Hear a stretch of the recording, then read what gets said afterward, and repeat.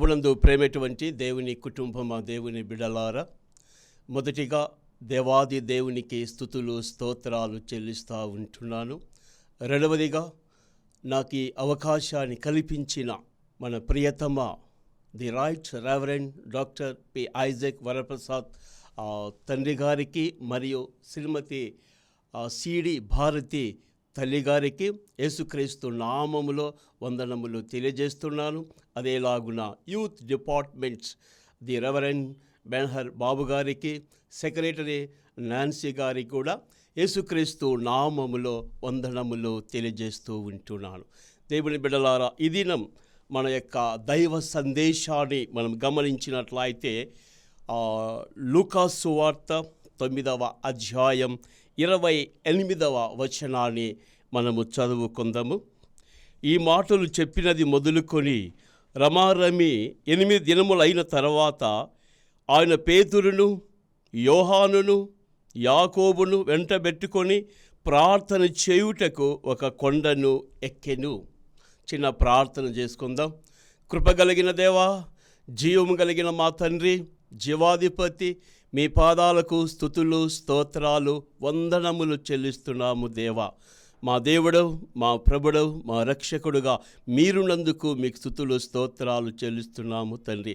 ఈ 2025వ సంవత్సరంలో, ఈ శ్రమల కాలంలో, ఈ దుఃఖ దినాల్లో, ఈ సంతాప దినాల్లో, ఈ పుణ్య దినాలలో ప్రభా తండ్రి, మీరు అనుభవించిన ఆ శ్రమలను గురించి మేము ధ్యానం చేస్తూ ఉండగా మీ కృప, మీ సహాయం మాకు దయచేయమని క్రీస్తు నామములో వేడుకొంచున్నాము తండ్రి.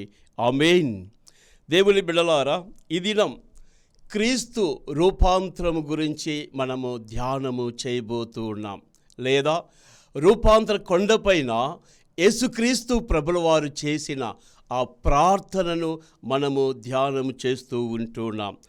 ఈ రూపాంతరం గురించి మత్తయి సువార్త 17వ అధ్యాయం 1వ వచనం నుండి 8 వచనాలలో, మార్కు రాసిన సువార్త 9వ అధ్యాయం 1వ వచనం నుండి 8 వచనాలలో, మరి మనం చదువుకున్న మత్తయి సువార్త 9వ అధ్యాయం 28వ వచనం నుండి 36 వచనాలలో మనం చూచినట్లయితే రూపాంతర అనుభవం గురించి రాయబడినట్లుగా మనం చూస్తూ ఉంటున్నాం. యేసుక్రీస్తు ప్రభుల వారు ఎందుకు రూపాంతరము పొందవలసి వచ్చినది అనేసి మనం చూచినట్లయితే, యేసుక్రీస్తు ప్రభువు సిలువకు పోకముందు రూపాంతర అనుభవాన్ని ఆయన పొందినట్లుగా మనము చూస్తున్నాం. సిలువ యాత్రలో, సిలువ మార్గములో రూపాంతరము అనే మజిలీ చాలా ప్రాముఖ్యమైనదిగా ఉన్నట్లుగా మనం చూస్తున్నాం. ఈ మజిలీ ద్వారా సిలువ మధురముగా మారిపోయినట్లుగా చూస్తున్నాం. ఒకవేళ రూపాంతర అనుభవం లేకుండా సిలువకు వెళ్ళినట్లయితే ఈ సిలువ అనేది ఒక మారాగా, ఒక చేదుగా మారి ఉండేది. అయితే యేసుక్రీస్తు ప్రభుల వారు రూపాంతరం పొందుట కొరకై రూపాంతర కొండను ఆయన ఎక్కిన దేవుడుగా, ప్రభుగా, రాజుగా ఆయన ఉంటున్నాడు. మనం చదువుకున్న లూకా సువార్త 9వ అధ్యాయం 28వ వచనములో మనం చూచినట్లయితే యేసుక్రీస్తు ప్రభుల వారు పేతురును, యోహానును, యాకోబును ఎంటబెట్టుకొని ఆయన రూపాంతర కొండ మీదకి వెళ్ళినటువంటి దేవుడుగా ఉన్నట్లుగా మనం చూస్తున్నాం. ప్రతి క్రైస్తవుని యొక్క జీవితంలో రూపాంతర అనుభవం లేకుండా సిలువ అనుభవంలోనికి రాలేడు. సిలువ అనగా శ్రమలు, బాధలు, వేదనలు, కష్టము, భయంకరమైనటువంటిది సిలువ. ఈ సిలువ మనము కూడా పొందవలసిన పరిస్థితులు వచ్చినప్పుడు మనము బహు జాగ్రత్తగా మనము మలుచుకోవలసినటువంటి వాళ్ళముగా మనం ఉంటూ ఉన్నాం. మరి రూపాంతర అనుభవంలోని కొన్ని సంఘటనలు మనము జ్ఞాపకము చేసుకుందాం.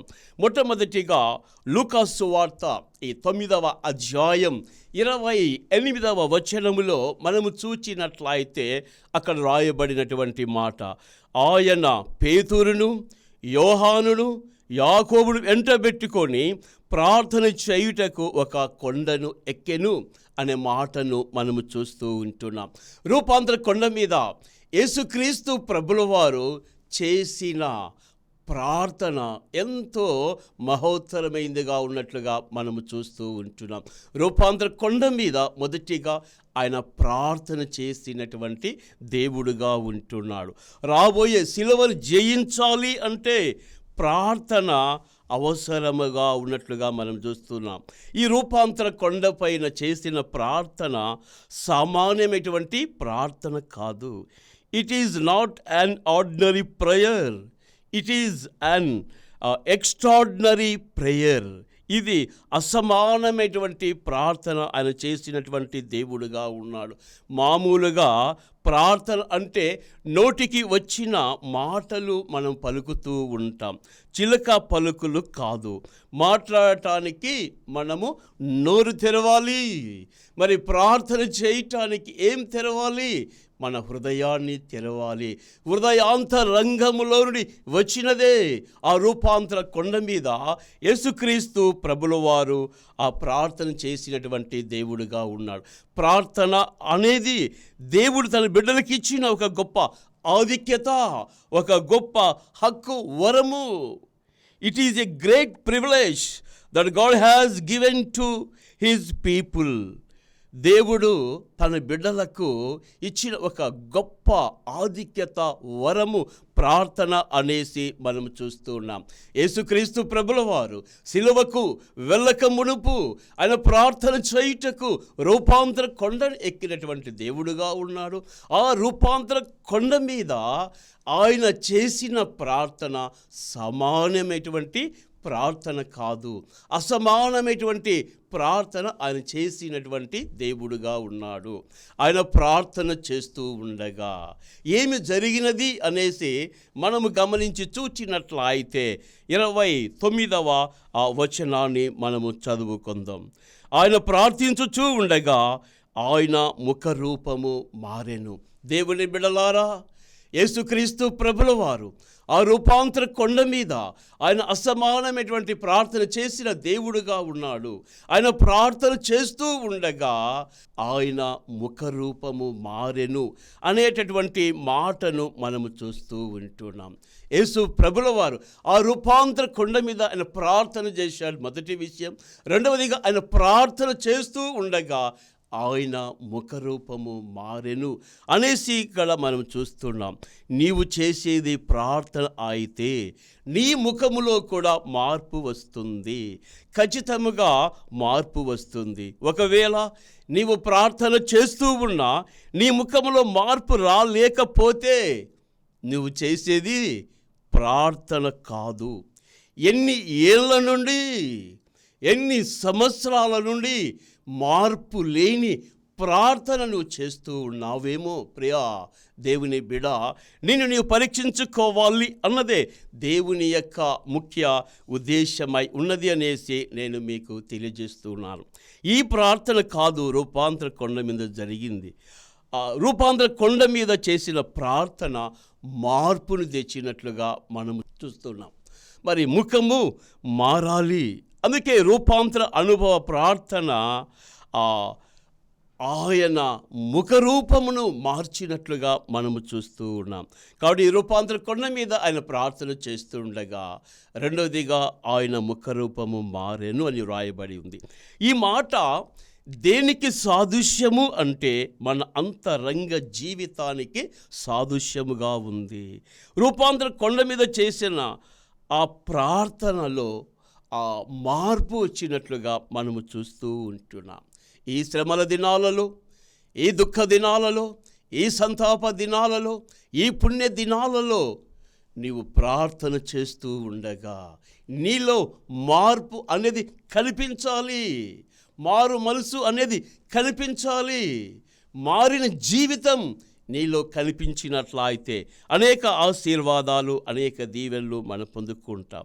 కాబట్టి దేవుని బిడ్డల మనము ప్రార్థనలు గలుపుతూ ఉన్నప్పుడు మన అంతరంగంలో మార్పు రావాలి.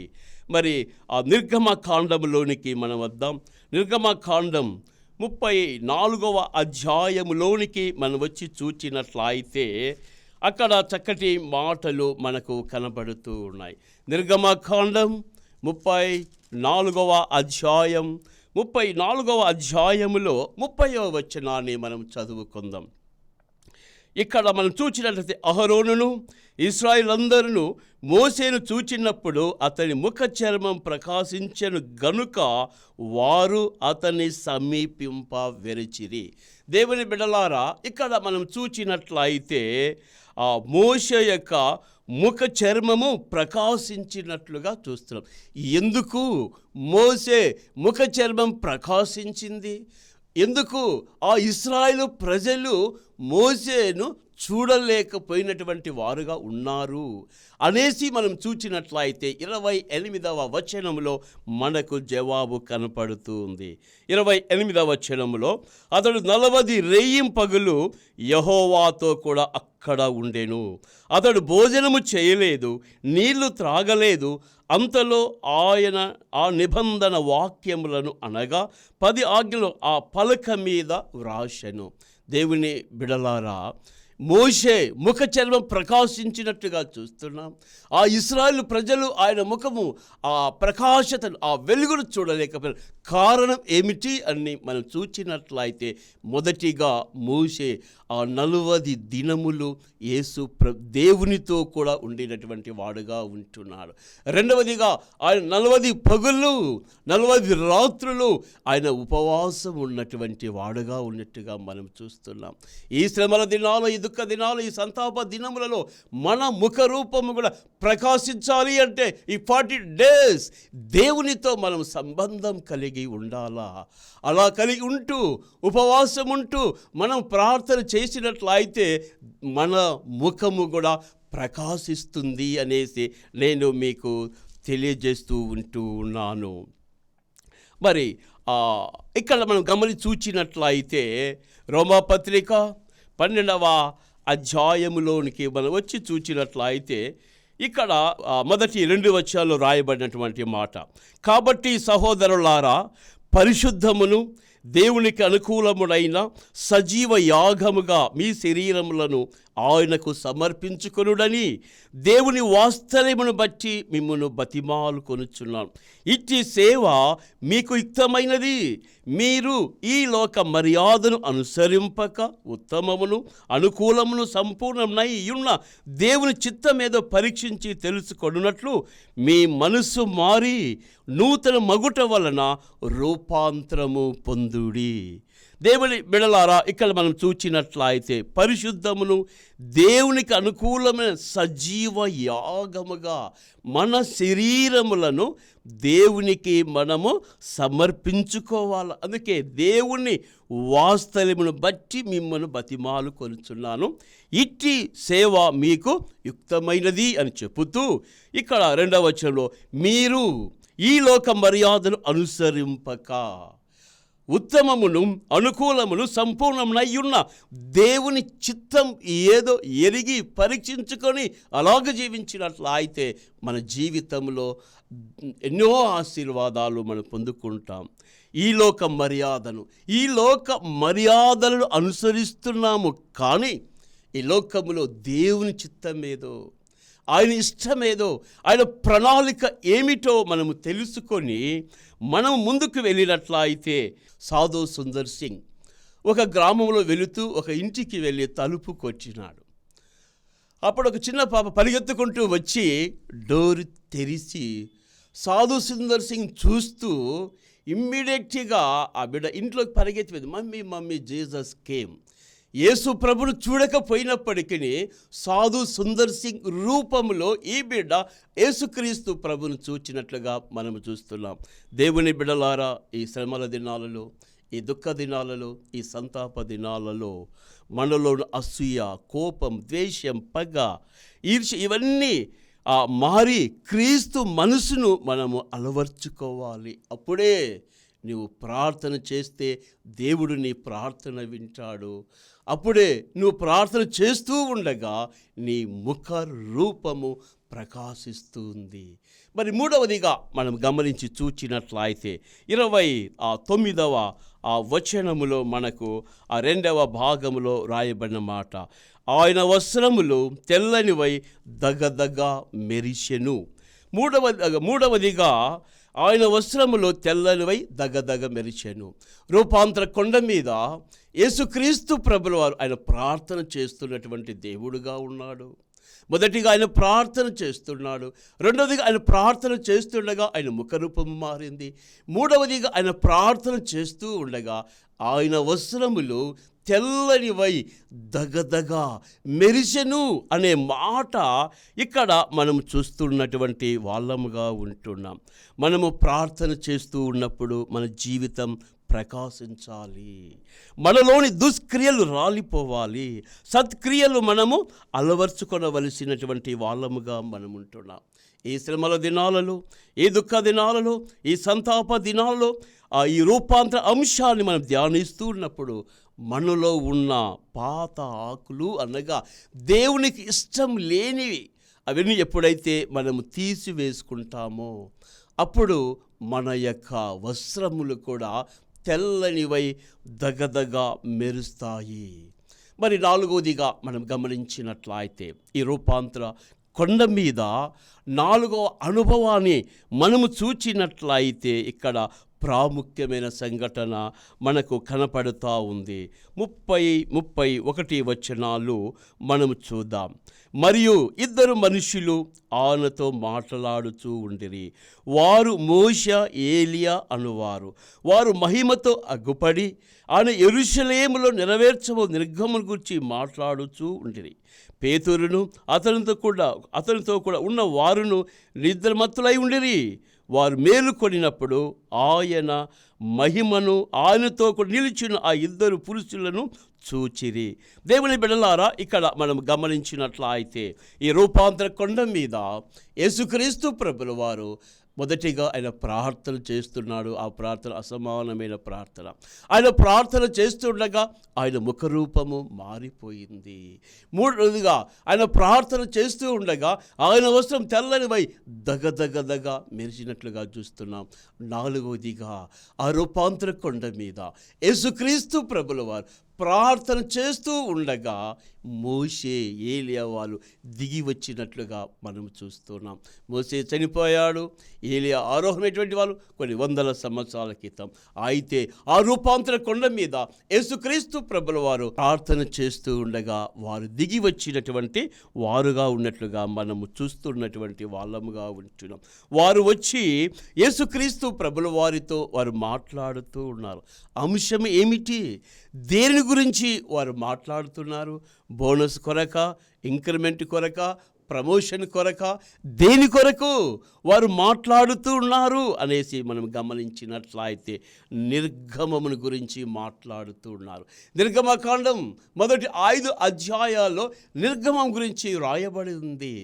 ఫరో చేతిలో నుండి ఇశ్రాయేలు ప్రజలు విడిపించటానికి మొట్టమొదటి నిర్గమం జరిగినట్లుగా చూస్తున్నాం. రెండవ నిర్గమం గొల్గోతా కొండ మీద జరగబోతా ఉంది. రెండో ఫరో ఎవరు అనగా అపవాది, సైతాను, దయ్యం. వాని చేతిలో నుండి మనల్ని విడిపించటానికి కొరకే ఆ రెండవ నిర్గమం గొల్గోతా జరగబోతుంది. ఆ విషయాలను మోషే, ఏలియా వారు యేసు ప్రభుతో చర్చిస్తున్నట్లుగా మనం గమనించవలసినటువంటి వాళ్ళముగా ఉంటున్నాం. ఈ సాతాను యొక్క చేతిలో నుండి అనగా మన పాపముల నుండి, మన అపరాధముల నుండి విమోచించుట కొరకై ఎలా నువ్వు హింసించబడాలి, ఎలా నువ్వు రక్తం కార్చాలి, ఎలా సిలువ వేయబడాలి అనే విషయాలు చర్చించినటువంటి వారుగా ఉన్నారు. అది ప్రభునకు ఎంతో ఆదరణ, అది ప్రభునకు ఎంతో నెమ్మది ఇచ్చినట్లుగా మనం చూస్తున్నాం. కాబట్టి రూపాంతర ప్రార్థనలో పరలోక దర్శన అనుభవం యేసుక్రీస్తు ప్రభుల వారికి కలిగినట్లుగా మనము చూస్తున్నాం. ఆ దర్శనంలో మోషే, ఏలియా ఇద్దరూ వచ్చి మాట్లాడినట్టుగా మనము చూస్తున్నాం. మరి మనము ప్రార్థన చేస్తూ ఉంటే పరలోక దర్శనాలు, పరలోక అనుభూతిని, పరిశుద్ధాత్మ నడిపింపును మనము పొందుకోవాలా? మనం పొందుకోవాలి అంటే రూపాంతర అనుభవం మన యొక్క జీవితంలో మనం కలిగి ఉన్నట్లయితే అనేక మేలులు, అనేక ఆశీర్వాదాలు మన యొక్క జీవితంలో మనము పొందుకుంటాం. దేవుని బిడ్డలారా, మరి రూపాంతర అనుభవాన్ని గురించి మనం ధ్యానం చేస్తూ ఉన్నాం. అందులో 4 విషయాలను మనం క్షుణ్ణముగా తెలుసుకున్నాం. యేసుక్రీస్తు ప్రభులు వారు రూపాంతరము పొందక మునుపు, యేసుక్రీస్తు సిలువకు వెళ్ళక మునుపు ఆయన రూపాంతర అనుభవంలోనికి వెళ్ళటానికి రూపాంతర కొండను ఎక్కినాడు. రూపాంతర కొండ మీద ఆయన మొదటిగా ప్రార్థన చేసినాడు. అది అసమానమైనటువంటి ప్రార్థన. రెండవదిగా ఆయన ప్రార్థన చేస్తూ ఉండగా ఆయన ముఖరూపము మారినది. మూడవదిగా ఆయన ప్రార్థన చేస్తూ ఉండగా ఆయన వస్త్రం తెల్లనివై దగదగ మెరిచినవి. నాలుగవదిగా ఆయన ప్రార్థన చేస్తూ ఉండగా మోషే, ఏలియా అనేవారు దిగి వచ్చినటువంటి వారుగా ఉన్నట్లుగా మనం చూస్తున్నాం. మరి ఈ శ్రమల దినాల్లో, ఈ దుఃఖ దినాలలో, ఈ సంతాప దినాల్లో, ఈ పుణ్య దినములలో నీవు, నేను, మనం ఉపవాసం ఉండి మనం ప్రార్థన చేస్తూ ఉన్నామా? అయితే మనం ప్రార్థన చేస్తూ ఉండగా మన ముఖరూపము మారాలి, మన వసం తెల్లనివై దగదగ మెరవాలి. పరలోకపు అనుభూతులు మనం పొందుకోవలసినటువంటి వాళ్ళముగా మనం ఉన్నాము అనేసి నేను మీకు తెలియజేస్తూ ఉంటున్నాను. తర్వాత ఈ లూకా సువార్త 9వ అధ్యాయం 33వ వచనములో మనము చూచినట్లయితే ఇక్కడ పేతురు మాట్లాడుతూ ఉన్న మాటలు మనము చూస్తున్నటువంటి వాళ్ళముగా మనం ఉంచున్నాం. ఇక్కడ పేతురు అంటున్నాడు, ఆ 2 పురుషులు ఆయన యొద్దకు నుండి వెళ్ళిపోచుండగా పేతురు యేసుతో, ఏలినవాడా, మనం ఇక్కడ ఉండుట మంచిది. నీకు 1, మోషేకు 1, ఏలియాకు 1 3 పర్ణశాలకు కట్టుదమని తాను చెప్పినది తాను ఎరుగకయే చెప్పెను. ఇక మనం చూచినట్లయితే పేతురు ఇక్కడ మాట్లాడుతూ ఉన్నట్టుగా మనం చూస్తూ ఉంటున్నాం. ఆ రూపాంతర కొండ ఎంతో చల్లగా ప్రశాంతంగా ఉంది. కిందికి వెళితే గుడ్డివారు, మూగవారు, ఆ భయంకర అనేక రోగాల చేత పీడింపబడుతున్నటువంటి వారుగా ఉంటున్నారు. కానీ ఇక్కడైతే ప్రశాంతంగా ఉందని ఆ పేతురు ఒక మాట యేసు ప్రభువు అంటాడు, ప్రభువా, మనము ఇక్కడ ఉండుట మంచిది. నీకు ఇష్టమైతే చెప్పు, నీకు 1, మోషేకు 1, ఏలియాకు 1 3 పర్ణశాలలు కట్టుదుము అనేసి చెప్పినప్పుడు అది చెబుతూ ఉన్నటువంటి వాడుగా ఉన్నట్టుగా మనం చూస్తున్నాం. మరి పేతురుకు, యోహానుకు, యాకోబుకు పర్ణశాలలు కావాలి కదా. మరి మేము కూడా మాకు 1 అనలేదు పేతురు. ఇక్కడ ఏమంటున్నాడు, ప్రభువా, నీకు ఇష్టమైతే చెప్పు, నీకు 1, మోషేకు 1, ఏలియాకు 1 3 పర్ణశాలలు కట్టుదుము అంటున్నాడు. ఇక్కడ మనం గమనించినట్లయితే పేతురు యొక్క ఉద్దేశం మా ప్రభువుకు ఉన్నట్లయితే మాకు ఉన్నట్లే, మమ్మల్ని విడిచిపెట్టి మా ప్రభు ఉండడు అనేసి ఆ పేతురు యొక్క భావన అయినట్టుగా మనం చూస్తున్నాం. దేవుని సంగమా, ఇక్కడ మీకు ఒక ఆధ్యాత్మిక విషయాన్ని నేను మీకు తెలియజేస్తూ ఉన్నాను.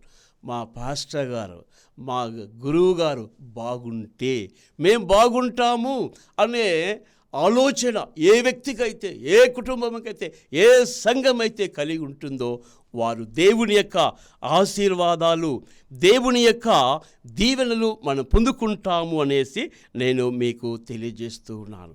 దేవుని బిడలారా, ఇక్కడ మనం గమనించినట్లయితే పేతురు తన ఇష్టాన్ని దేవునితో తెలియజేస్తున్నట్లుగా మనం చూస్తున్నాం. మన ఇష్టాలను అనేకసార్లు దేవునికి ఇష్టకరంగా ఉండాలి అని మనం అనుకుంటూ ఉంటాం.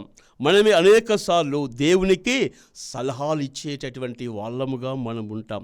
పేతురు యేసు ప్రభును, మోషేను, ఏలియాను సమానము చేసి మాట్లాడుతూ ఉన్నాడు. యేసు ప్రభు అసమానమైనటువంటి దేవుడు. ఆయనను ఎవరితో మనము సమానము చేయగలము?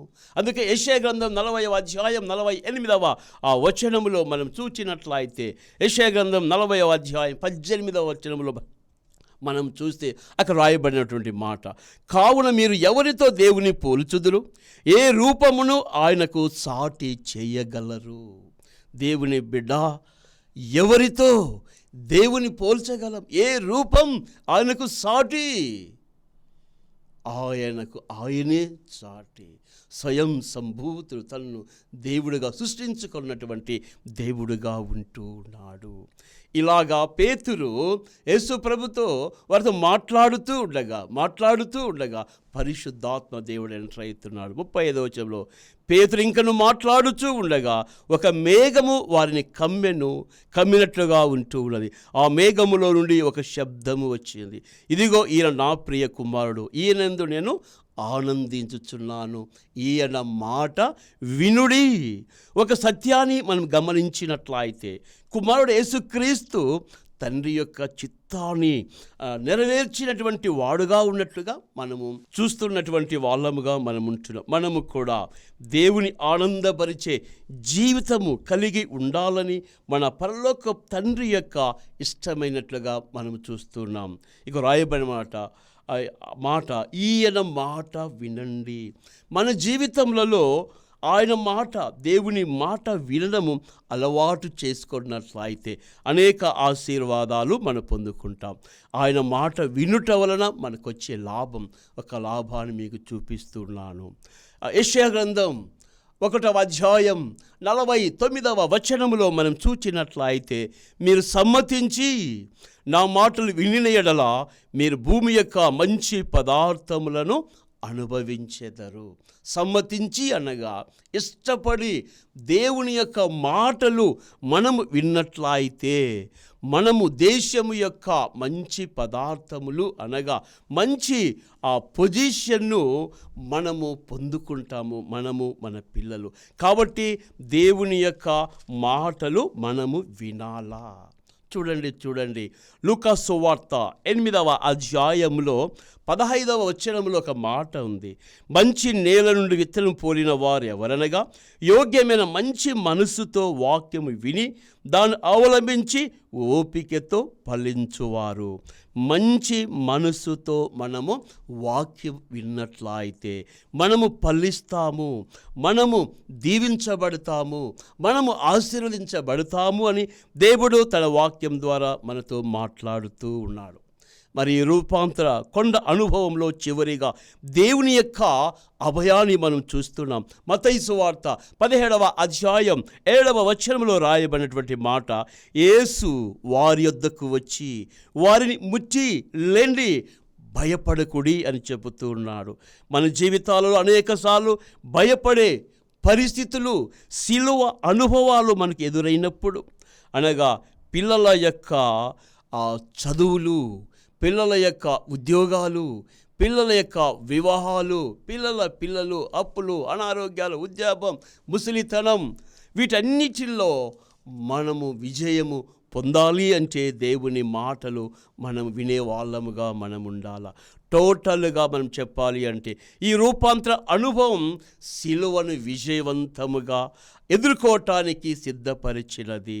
సిలువ అనుభవం ఎదురైనప్పుడు క్రీస్తులాగా సిలువను జయించాలి అంటే, సిలువను సహించాలంటే, సిలువను భరించాలి అంటే రూపాంతర అనుభవం ఎంతో ప్రాముఖ్యమైనది. రూపాంతర అనుభవాన్ని మనం కలిగి ఉండాలి. అప్పుడే రాబోయే సిలువను జయించి అనేకులకు ప్రయోజనకరముగా మనం ఉండగలం. అలాంటి రూపాంతర అనుభవం మనం పొందాలి అంటే మనం ఏం చేయాలి? క్రీస్తు వలె ప్రార్థించాలి, క్రీస్తు వలె జీవించాలి, క్రీస్తు వలె మాట్లాడాలి, క్రీస్తు వలె పనిచేయాలి, క్రీస్తు వలె మనం మారాలి, క్రీస్తును ప్రతిబింబ చేయాలి. క్రీస్తు ప్రతిబింబాలుగా, క్రీస్తు రూపాలుగా మనము జీవించాలా. క్రీస్తును మన యొక్క జీవితాల్లో మనం చూపించాలి. ఈ లెంటు దినాలలో ఈ విధముగా మనం జీవించినట్లయితే అనేక మేలులు, అనేక ఆశీర్వాదాలు మన జీవితంలో మనం పొందుకుంటాం.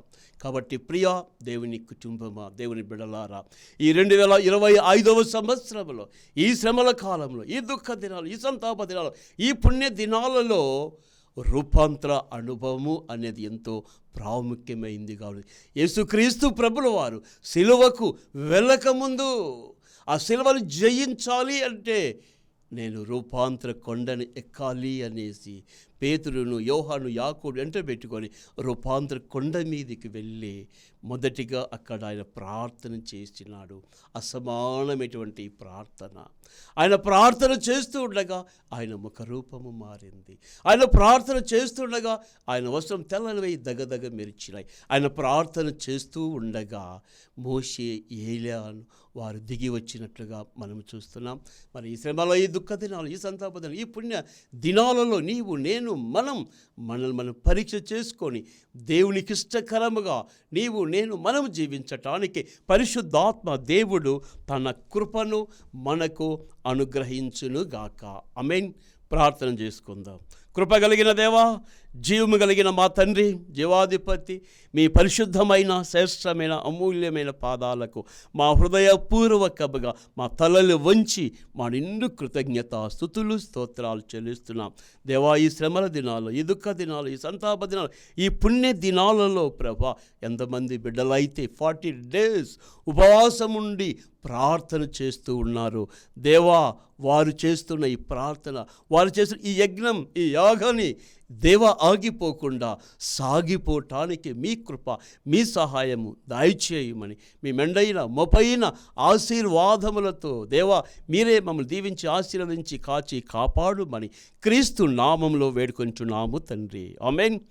తండ్రి అయిన దేవుడు, కుమార్తె దేవుడు, పరిశుద్ధాత్ముడే త్రియేక దేవుని దీవెనలు, ఆయన ఆశీర్వాదాలు ఇప్పుడు ఎల్లప్పుడూ సదాకాలం మనకు తోడై ఉండును గాక. ఆమేన్.